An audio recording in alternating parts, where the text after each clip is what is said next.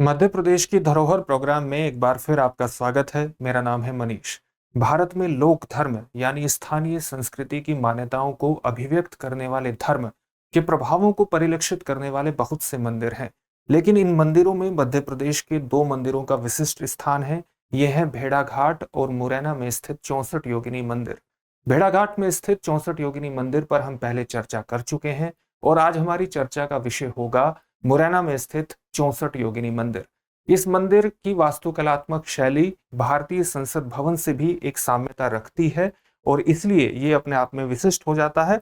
आप ये 64 योगिनी मंदिर मुरैना की सामान्य तस्वीर देखिए और फिर भारतीय संसद को देखिए तो आपको किसी न किसी प्रकार का साम्य दिखाई देगा। इसीलिए महत्वपूर्ण हो जाता है ये टॉपिक हमारे लिए। तो सबसे पहले देखते हैं कि इस टॉपिक के अंतर्गत हमारी चर्चा के क्या विषय रहेंगे। सबसे पहले हम 64 योगिनी मंदिर मुरैना की भौगोलिक अवस्थिति को देखेंगे, उसके बाद इसके सामान्य इतिहास पर चर्चा करेंगे, फिर इसकी स्थापत्यगत संरचनाओं पर सामान्य रूप से चर्चा होगी, कुछ इसकी विशेषताओं पर चर्चा करेंगे और फिर आपके लिए एक प्रश्न होगा। इस प्रश्न का उत्तर आपको कमेंट बॉक्स में कमेंट करके देना होगा। ये प्रश्न आपको Madhya Pradesh public service commission की आगामी परीक्षाओं के साथ साथ आईएएस की परीक्षा में भी मददगार सिद्ध होगा। तो चलिए शुरुआत करते हैं। सबसे पहले देखते हैं 64 योगिनी मंदिर मुरैना की भौगोलिक अवस्थिति। तो जैसा कि नाम से ही स्पष्ट है, ये मुरैना जिले में पड़ता है और इसकी स्थिति ग्वालियर से लगभग उत्तर में 40 किलोमीटर की दूरी पर यह स्थित है। इस मंदिर को एकतारसु महादेव मंदिर भी कहा जाता है क्योंकि यहाँ पर शिवलिंग की बहुत से शिवलिंग स्थापित हैं। अब हम आगे देखेंगे कि किस तरह से हर 64 कक्षों में योगिनी की प्रतिमाओं के साथ साथ शिवलिंग भी स्थापित है। तो मल्टीट्यूड ऑफ शिवलिंग्स के कारण इसको एकतारसु महादेव मंदिर भी कहा जाता है। ये मितावली गांव में एक अलग थलग पहाड़ी पर स्थित है। यहाँ पहाड़ी पर ऊपर एक प्लेटफॉर्म है और उसी पर यह मंदिर स्थित है। ये इस पहाड़ी की जो ऊंचाई है वो लगभग 100 फीट के बराबर है। ये इसकी सामान्य भौगोलिक अवस्थिति है। जब हम इसके इतिहास के पक्षों को देखें तो हमें पता लगता है कि राजा देवपाल द्वारा, जो कि एक कच्छप राजा थे, इनके द्वारा इसका निर्माण करवाया गया था। एक अभिलेख हमें प्राप्त होता है 1323 ईस्वी का इसी मंदिर के परिसर से, जो ये बताता है कि कच्छप राजा देवपाल ने इसका निर्माण करवाया था, जिनका शासनकाल 1055 ईस्वी से 1085 ईस्वी का पड़ता है। ये जो कच्छप थे, ये कच्छप घाट राजवंश से, कच्छप घाट राजवंश से इनका संबंध था और माना यह जाता है कि जो आमेर के कछवाहा राजपूत हैं, उनके पूर्वज ये कच्छप घाट ही थे। हमने आमेर के किले पर चर्चा के दौरान ये बात स्पष्ट की थी कि किस प्रकार से आमेर में 11वीं सदी से लेकर 16वीं सदी तक कछवाहा राजपूतों का शासन था। तो उनके जो पूर्वज थे वो भी कच्छप घाट माने जाते हैं। इन्होंने इस क्षेत्र पर 10वीं सदी से 12वीं सदी तक शासन किया था। साथ ही कच्छप घाट जो थे वो गुर्जर प्रतिहार शासक और चंदेल शासकों के सामंत माने जाते हैं। भारतीय पुरातत्व सर्वेक्षण ने इस मंदिर के महत्व को ध्यान में रखते हुए इसे एक ऐतिहासिक स्मारक घोषित किया है। साथ ही एक मान्यता यह भी है कि इस मंदिर का जो निर्माण है वो प्रारंभ में एक ज्योतिष और गणित की विद्या के लिए करवाया गया था। जैसा कि आप जानते हैं कि ज्योतिष की जो विद्या है, जो ज्योतिष शास्त्र की विद्या है, वो आकाश मंडल को 360 अंश, 12 राशियां और 27 नक्षत्रों में विभाजित करती है। और जब सूर्य एक राशि से दूसरी राशि में प्रवेश करता है तो इस स्थिति को बोलते हैं सूर्य का गोचर। और इसी के आधार पर यहां ज्योतिष की शिक्षा दी जाती थी, साथ ही यहां पर गणित की शिक्षा भी दी जाती थी। और अब हम इसके स्थापत्यगत संरचनाओं को देखते हैं। जैसा कि आप जानते हैं कि 8वीं शताब्दी से 13वीं शताब्दी में उत्तर भारत में मंदिर निर्माण की एक विशिष्ट शैली का निर्माण विशिष्ट शैली अस्तित्व में आई थी जिसको हम जानते हैं नागर शैली के नाम से। नागर शैली की विशेषता क्या थी कि एक प्लेटफॉर्म होता था और इस प्लेटफॉर्म पर रेखीय शैली में शिखर का निर्माण होता था। रेखीय शैली में शिखर का निर्माण होता था। ये उससे एक बिल्कुल भिन्न कलात्मक शैली को प्रदर्शित करने वाला मंदिर है, क्योंकि ये वृत्ताकार शैली में बना हुआ है। साथ ही एक ऊंची पहाड़ी पर स्थित होने के बावजूद फिर से एक प्लेटफॉर्म, पत्थरों का एक प्लेटफॉर्म बनाया गया जिस पर इस मंदिर का निर्माण हुआ। भारतीय संसद से इसकी साम्यता जरूर स्थापित की जाती है, लेकिन जैसा कि आप भारतीय संसद को में प्रवेश करेंगे तो बाहर से ही आपको पिलर पर खड़ी हुई, स्तंभों पर खड़ी हुई एक संरचना दिखाई देगी, जबकि इस मंदिर में ऐसा नहीं है।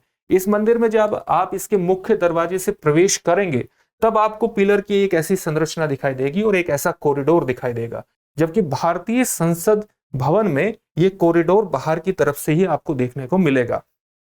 ऐसी मान्यता है कि एडविन लुटियन यहां पर आए थे और यहीं से उन्हें संसद भवन के निर्माण की प्रेरणा मिली थी, इसी संरचना के आधार पर। लेकिन यह मात्र एक मान्यता है, इसका कोई भी लिखित साक्ष्य हमें प्राप्त नहीं होता है। ये इसकी सामान्य संरचना है और यहां पर इस कॉरिडोर में छोटे छोटे कक्ष बने हुए हैं। जैसे हम और स्पष्ट तरीके से देखें तो इस कॉरिडोर में इस तरह के कक्ष बने हुए हैं और इन कक्षों में ही एक योगिनी की प्रतिमा और एक शिवलिंग स्थापित है। इन कक्षों में यहां होने वाली चोरी की घटनाओं के कारण भारतीय पुरातत्व सर्वेक्षण ने यह निर्णय लिया कि योगिनी की प्रतिमाओं को यहां से हटा करके म्यूजियम में स्थापित कर दिया जाए। इसलिए यहां अब अगर आप जाएंगे तो योगिनी की प्रतिमाएं आपको देखने को नहीं मिलेंगी, केवल इसके अंदर शिवलिंग ही स्थापित आपको मिलेंगे। ये छोटे छोटे 64 कक्ष हैं और हर कक्ष में शिवलिंग स्थापित है, यानी मल्टीट्यूड, बहुलता में शिवलिंग है, और इसी कारण से इसको 7100 महादेव मंदिर भी कहा जाता है। योगिनी का मतलब हमने भेड़ाघाट के 64 योगिनी मंदिर पर चर्चा करते हुए भी उस पर विस्तार से बताया था कि योगिनी का जो अर्थ होता है वो होता है योग करने वाली स्त्री, योग करने वाली स्त्री। साथ ही इन योगिनी का संबंध मां काली से और मां दुर्गा से भी जोड़ा जाता है। एक और इसके संदर्भ में कहानी यह है मां दुर्गा से संबंधित योगिनी की, कि एक दैत्य राजा हुआ करते थे जिनका नाम था रक्तबीज।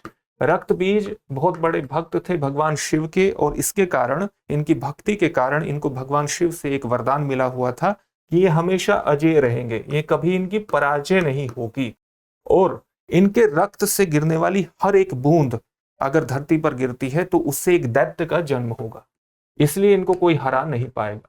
जब रक्तबीज की मां दुर्गा से युद्ध हुआ तो मां दुर्गा ने 64 योगिनियों को रिलीज किया, मुक्त किया, जो रक्त बीज के रक्त को पृथ्वी पर, धरातल पर गिरने से पहले ही पी लेती थी, और इस प्रकार से मां दुर्गा ने रक्त बीज का वध करने में सक्षम हुई, और तभी से 64 योगिनियों की कल्ट की शुरुआत हुई, इनकी पूजन की शुरुआत हुई। इसके पीछे 64 योगिनी मंदिर के पीछे की मान्यता एक ये भी है। इसकी सामान्य संरचनाओं पर देखें तो हमें एक खुले प्रकार का परिसर आपको देखने को मिलेगा। ये खुले प्रकार का परिसर था, इसके पीछे भी दो मान्यताएं थी। एक मान्यता यह थी कि योगिनियों को उड़ने की शक्ति थी, और उड़ने की शक्ति के कारण ये